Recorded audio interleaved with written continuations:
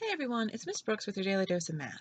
Today we're going to be starting Chapter 6 on exponents, and we're going to take a specific look at exponent properties.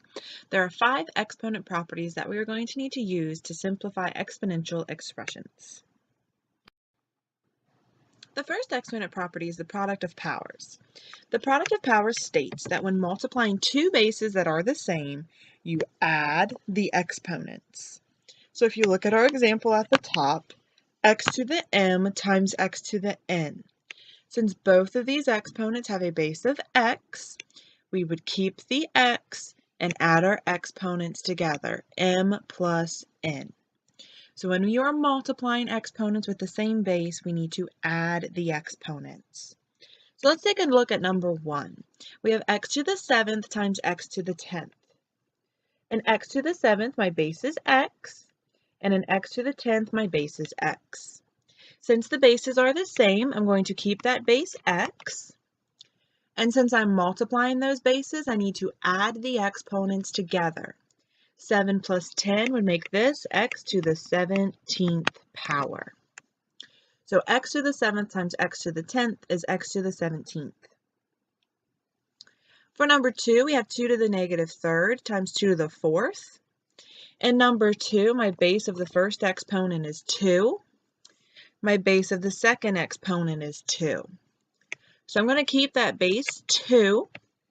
And since I was multiplying those bases together, I'm going to add my exponents.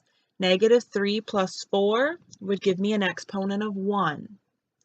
Now, anytime you have an exponent of 1, you do want to rewrite that as just the number, your base. Because 2 to the 1 means you have that number one time. So 2 to the 1 would be the same thing as 2. Our last example in this section that we're going to take a look at is number 3. Number 3, we have 2x to the 9th times x to the 6th times 3 squared. In this example, we do not have the same base all the way across the problem. So what we're going to do, we're going to first multiply our coefficients. So I have a 2 in front of x to the 9th, and I have a 3 squared. We're going to multiply those numbers like normal. 2 times 3 squared would be 3 times 3. So 2 times 3 is 6, and 6 times 3 is 18. Now, once I have multiplied my coefficients, then I'm going to combine my like terms looking at the variables. I've got x to the 9th times x to the 6th. So x to the 9th and x to the 6th have the same base x. And since I'm multiplying those, I'm going to add the exponents together. 9 plus 6 is 15. So 2x to the 9th times x to the 6th times 3 squared is the same thing as 18x to the 15th power. Our second exponent property is called power of a power. Power of a power states when raising a power to another power, you multiply the exponents. So this will look something like a base to an exponent to another exponent. When we see exponents immediately followed by each other, we are going to multiply those together, keeping the base the same. So if we look at number 1, 2 to the 5th to the 4th power, I see an exponent immediately followed by an exponent. So I'm going to keep my base 2, and I need to multiply the 5 and the 4 together. So this would be 2 to the 20th power. For number 2, we have negative 5 squared to the 1st power. I have an exponent immediately followed by an exponent. So I need to keep my base negative 5. And I need to multiply those exponents together. 2 times 1 is 2. Now, whenever you are left with a number squared or cubed, I want you to multiply that out. Negative 5 squared. The negative is not in parentheses, so it is not with the squared. The only thing being squared is the 5. So I have negative 5 times 5, which means this would simplify to negative 25. So anytime you have a squared or a cubed with a number, I want you to multiply that out. So negative 5 squared would be negative 25 because this is missing the parentheses around negative 5. The third example with exponent property number 2 is the quantity 3x to the 4th cubed. Now, for this property, notice there is a 3 on the inside and there is an x to the 4th on the inside. Both of those pieces of our term need to be raised to the exponent on the outside, the 3. So I need to take the 3 on the inside, raise it to the 3rd power, and the x to the 4th on the inside, and raise it to the 3rd power. So 3 to the 3rd would mean 3 times 3 times 3. 3 times 3 is 9, times 3 again would be 27. And x to the 4th to the 3rd, since those exponents are immediately following each other, I'm going to multiply them to find that this would be x to the 12th. So 3x to the 4th, quantity cubed, will be the same thing as 27x to the 12th. So just make sure anything inside a parentheses gets the exponent from the outside. Our third exponent property is called the quotient of powers.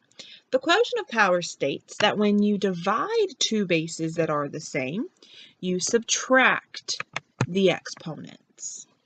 So basically, when we see a fraction that has the same bases in the numerator and denominator, we need to subtract the exponents in order to simplify the expression. So if we look at number 1, we have 7 to the 4th divided by 7 squared. In this problem, my base on top and bottom is 7. And if I subtract the exponents, 4 minus 2 is 2. Now, since this is squared, I am going to multiply it out. Remember my rules, square or cubed, you need to multiply it out. 7 squared, 7 times 7 would be 49. So 7 to the 4th divided by 7 squared would simplify to 49. Number 2, x cubed divided by x. My base on number 2 is x on top and bottom. And my exponents, there's a 3 on top. On the bottom, I don't see an exponent. That means that there's actually a 1 there because I do see a single x. So whenever you don't see an exponent, we assume it's 1. And if I subtract my exponents now, 3 minus 1 would be 2. So x cubed divided by an x would be x squared. Lastly, if we take a look at number 3, we've got 3z to the 20th divided by 9z squared. The first thing I'm going to do in any problem is deal with the coefficients if there are some. In this problem, there's a 3 and a 9 for my coefficients, the numbers sitting in front of the variable. I'm going to divide 3 and 9 like normal. 3 divided by 9, I can divide both of those by 3 to get the fraction 1/3. And then I'm going to deal with my exponents. This time my base is z,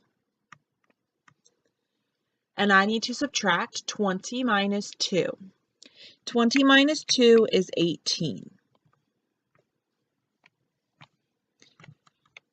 So if I rewrote this a little nicer, 1z to the 18th, I could just say z to the 18th divided by 3 on the bottom. Notice how z to the 20th had more z's and that was on top. That is where I put my z's at the end for this problem. So z to the 18th over 3 is the simplified version of 3z to the 20th over 9z squared. So when we divide, we are just simplifying our exponents through subtraction.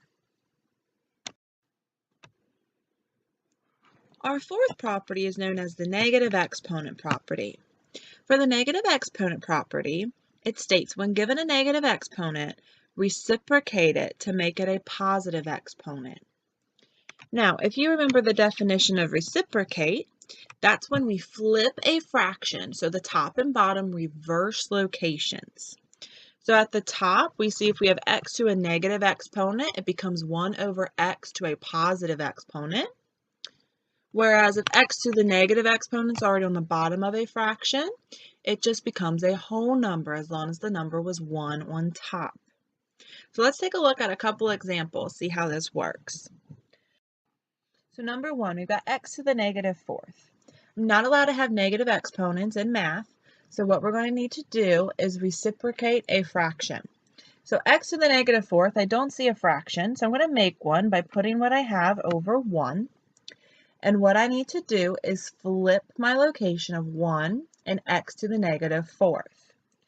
So I'm going to make it so 1 is now the top, x is now on the bottom. And once I've moved my part that has the negative exponent becomes positive. So x to the negative 4 would be 1 over x to the positive 4. I don't want to move my negative exponent and keep it negative. Once I move it, it becomes positive. So if we look at number 2, 2 to the negative 5th power. Again, you cannot have negative exponents. So I'm going to make a fraction when I don't see one by putting what I have over 1. And I'm going to flip that fraction to make it positive. So this is going to be 1 over 2. But instead of to the negative 5, since I just moved it, it's now going to be the positive 5. So this would be 1 over 2 to the 5th power. Now number 3, 3x to the negative 7 times x to the 4th. What I want to do is anything that has a coefficient, multiply that out first.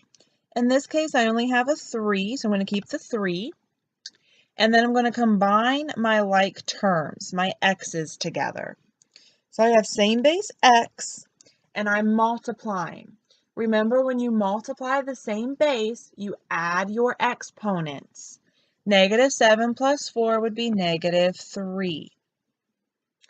Now, you cannot have negative exponents in math. So what we need to do is get rid of that negative exponent. Notice how only the x has the negative exponent. So it's only the x we are going to move to the bottom of the fraction. So the top's going to stay 3, and the bottom we're going to have x with a positive exponent of 3. Our fifth and final exponent property is known as the zero exponent property. The zero exponent property states anything raised to the 0 power is 1. So anytime we see a 0 exponent, that is going to become 1. So if we look at number 1, we have 5x squared raised to the 0 power.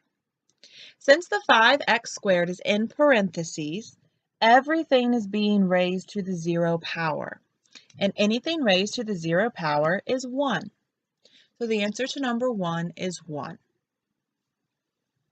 Now on number 2, 3x to the 0, y to the 7th. The only part of number 2 that's being raised to the 0 power is the x term. So that is the only piece I can replace with 1. And when I replace it with 1, I'm multiplying it with what is left.